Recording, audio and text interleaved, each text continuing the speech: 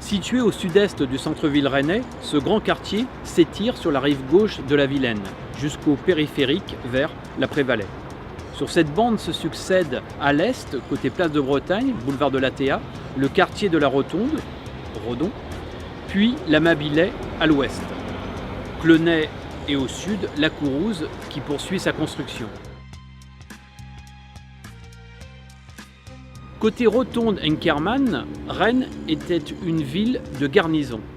Le quartier était militaire et accueillait deux grandes casernes voisines, Foch et Arsenal. Seule la caserne Foch et son architecture symétrique subsistent. Comme sa voisine, la caserne du Colombier, celle de l'Arsenal a laissé place à la ville qui s'agrandit. Plus au sud-ouest, l'Arsenal, premier établissement métallurgique de la ville, qui avait été construit après la Révolution et qui s'est établi sur le site actuel de la Courouse.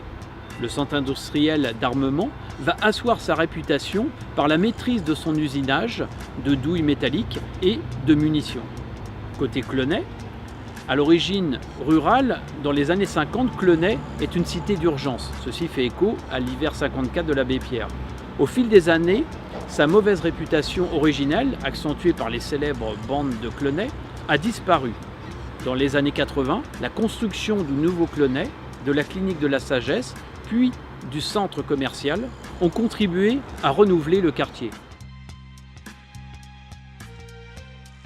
Sur le quartier Arsenal, on trouve d'abord des immeubles d'époques variées, début 20e, des années 60, années 80-90, le long des grands axes, boulevard de l'ATA, quai de la Prévalais. Plus à l'intérieur, quelques petits collectifs du début du XXe siècle et des maisons en pierre, surtout des années 30. Sur la Mabilais, des immeubles des années 90 avec balcon le long du halage, derrière moi.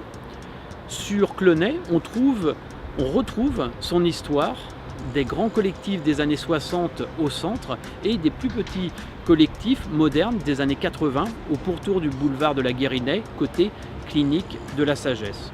Les maisons de différentes époques qui peu à peu se rénovent sont aussi très présentes côté Alexandre Duval, à proximité de la future station de métro. On trouve aussi dans des espaces préservés des maisons récentes, comme dans le square Yannick Frémin, et quelques maisons neuves se construisent sur d'anciens jardins. Sur la Courouse, toujours en construction, on trouve dans ce large espace des immeubles modernes alternant des moyens et des grands collectifs. Point fort, la rivière, évidemment, derrière moi et son halage, qui permet de se balader à pied ou à vélo de la place de Bretagne jusqu'aux Landes d'Apigné. L'âme particulière du côté Inkermann-Rotonde et le choix varié de maisons. Certains cœurs d'îlots sans commerce de proximité, quelques axes de circulation sonore. Demain, de la continuité avec la rivière et son halage, du lien grâce à l'arrivée de la deuxième ligne de métro et les stations Mabilais, Clenay-Courouse, de la dynamique par l'éclosion du quartier Courouse.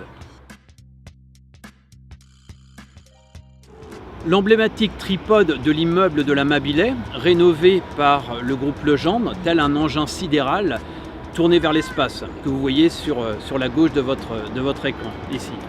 La promenade du halage qui permet de se balader à pied ou à vélo de la place de Bretagne aux Landes d'Apigné.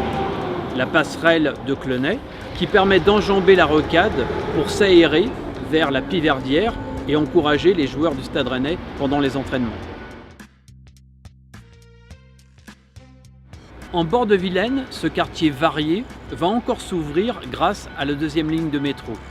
Toutes les gammes, toutes les bourses peuvent être au rendez-vous. Pour plus d'infos, vous pouvez consulter notre site Serviteur Immo.